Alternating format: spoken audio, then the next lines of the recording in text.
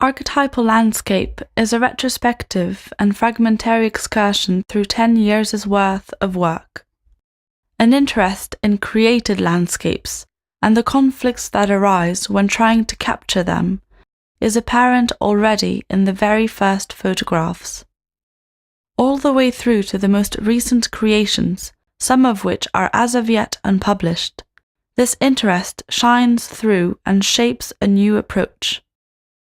Archetypal Landscape questions the relationship between the landscape and the archetypes that are so deeply rooted within us, and the popular appropriation of these archetypes, clichés. Humans organize, create hierarchies, plan. But beyond this socio-cultural hubbub, is there a predetermined order that drives towards certain fixed forms? An orthonormal plan, spaces built from strict construction guidelines. Chicago, the architect's city, is the token city.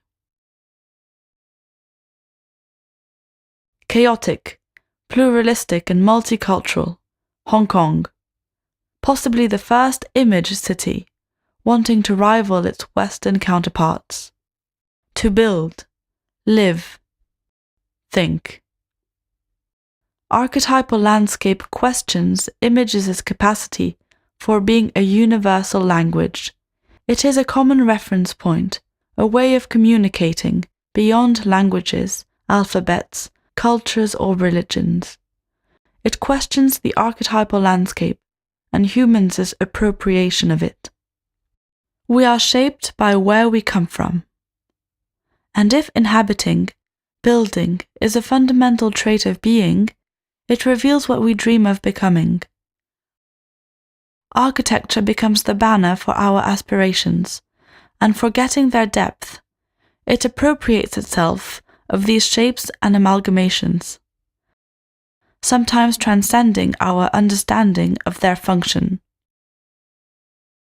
It is a formal discourse, aesthetic if ever, where each location surprises in becoming a permanent stage for the reinterpretation of the space, a simulacra of nature or of its own contradiction. And the archetypal landscape actually ends up like a postcard, sublime, majestic, though still remaining accessible, and doing so through whatever means possible. Derisory means, like a desert of rocks, built against the desert itself. A postcard landscape, transformed in a derisory manner, modifying again who we are in the process. Nevertheless, the fundamental image, that which we all carry within ourselves, the very fabric of our dreams, calls on utopia, but also questions its own disappearance. In his conclusion for Ideology and Utopia, the sociologist Karl Mannheim writes, "The disappearance of utopia brings about a static state of affairs in which man himself becomes no more than a thing. We would be faced then with the greatest paradox imaginable, namely, that man, who has achieved the highest degree of rational mastery of existence, left without any ideals, becomes a mere creature of impulses.